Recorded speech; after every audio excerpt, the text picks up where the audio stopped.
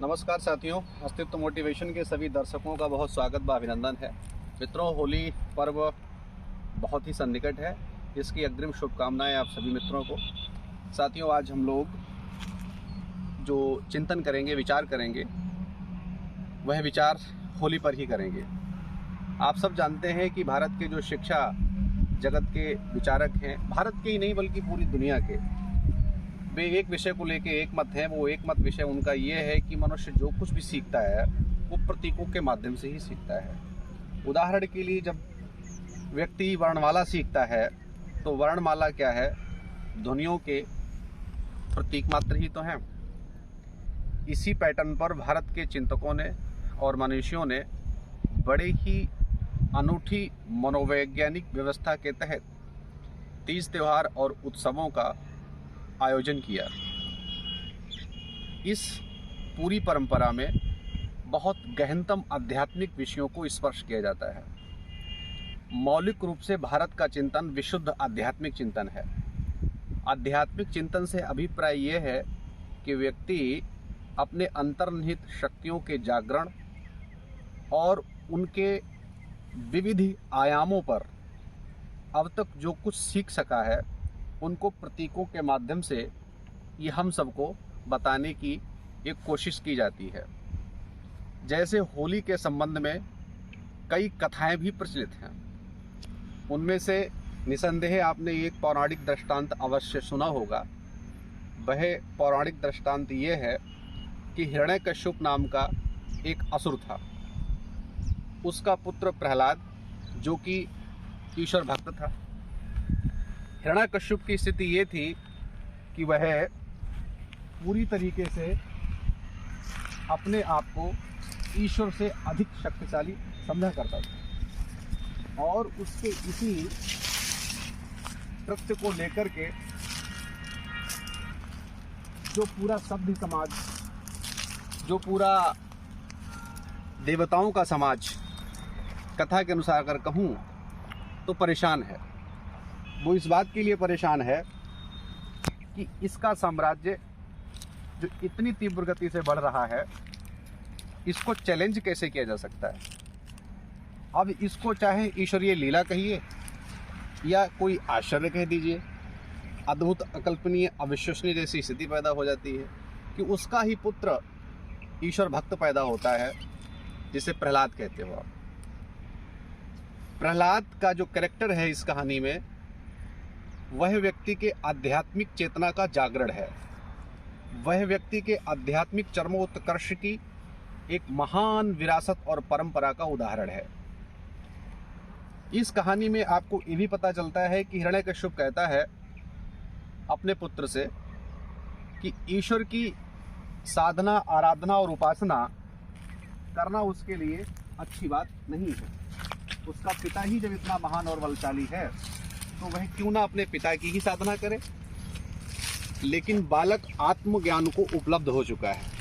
वो भली भांति इन सारी चीज़ों को समझता है और इसलिए आध्यात्मिक साधक की जो एक अवस्था आती है, जिस अवस्था को कहा जाता है निर्भीक अवस्था। मित्रों, प्रहलाद उस निर्भीक अवस्था पर पहुंचा हुआ बालक है। यहाँ पर शारीरिक आयु से विशेष मतलब नहीं है।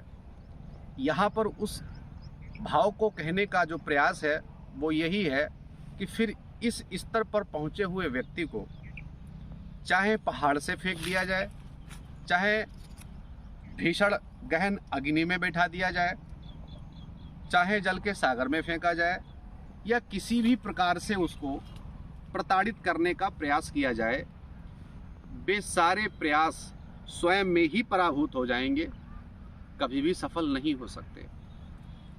इस सब कुछ के पीछे कारण यही है।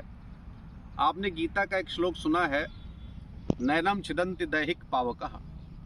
उस परम ऊर्जा को किसी भी आउटर सोर्स और फैक्ट से, किसी भी फोर्स से, किसी भी स्थिति में आप उसका कुछ भी नहीं कर सकते। जो इमॉर्टल पावर को प्राप्त हो जाता है व्यक्ति, किसी भी प्रकार से उसे क्षति नहीं पहुंचाई जा सकती। कहानी के अनुरूप हिरण्यकश्यप की जो बहन होलिका है, उसे ये वरदान प्राप्त है कि उसे आग जला नहीं सकती। अपने भाई को ये सहयोग प्रदान करने के लिए भक्त प्रहलाद को वो गोद में लेती है और अग्नि में समाहित हो जाती है। वह वरदान उन शक्तियों के सामने धूमिल होता है, पराभूत होता है। आप सब जानते हैं होलिका नष्ट हो जाती है और भक्त प्रहलाद की जय जयकार होती है और किस तरीके से इस महान भक्त को ईश्वरीय साक्षात्कार प्राप्त हुआ। इस पूरी कहानी का सारांश आपको ये समझ में आ गया कि आध्यात्मिक जागरण के व्यक्ति को संसार में किसी भी प्रकार से पराजित नहीं किया जा सकता, किसी भी प्रकार से उसका बाल बांका नहीं किया जा सकता। जैसा कि मैंने प्रारंभ में आपसे कहा, ये जो पर्व है अपने आप में एक गहरे रहस्य को समाहित किए हुए है। वह गहरा रहस्य और मनोवैज्ञानिकता इसी में है कि सामाजिक सौहार्द से पूर्व प्रकृति की व्यवस्थाओं को लीजिए। इसको फाल्गुनी भी कहते हैं। फाल्गुन मास में इस कार्यक्रम का आयोजन होता है, जब पूरी प्रकृति और ये पूरी हरितिमा अपने आप को नए पत्तों से, नए कोपल और पुष्पों से लबालब कर लेती है। मानो कि पूरी प्रकृति ही उत्सव मनाती है। खासकर भारतीय परिप्रेक्ष्य में तो ऐसा सुस्पष्ट दिखाई पड़ता है। लोग सामाजिक सौहार्द को मेंटेन करने के लिए इसको भली भांति उपयोग में भी लाते हैं। परंपराओं के हिसाब से गीत, संगीत, धमार इत्यादि विविध प्रकार के कला कौशलों को लोग दिखाते हैं, जिसमें संगीत का अपना विशेष महात्म्य प्रकट ही होता है। विभिन्न प्रकार के रंगों को लोग लगाते हैं। रंगों से अभिप्राय कहीं न कहीं उन शक्तियों से ही है।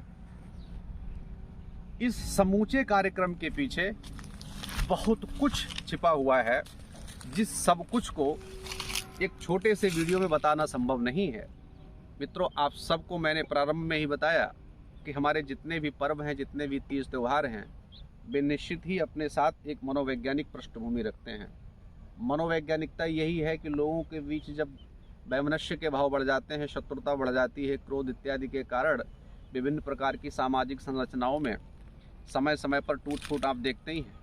लोगों के अंदर मन मुटाव की भावना देखते ही हैं।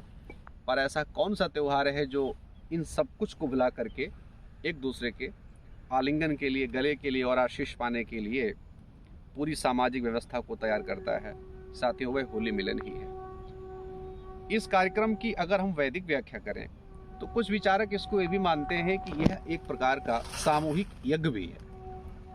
इस सामूहिक यज्ञ में क्या होता है कि समस्त प्रकार की बुराइयों को भस्म कर दिया जाता है, प्रेम और सौहार्द को एक दूसरे के साथ शेयर किया जाता है, बांटा जाता है, बुजुर्गों से आशीष लिया जाता है, हम उम्र दोस्तों के साथ अपने सारे इंजॉयमेंट को हम शेयर करते हैं।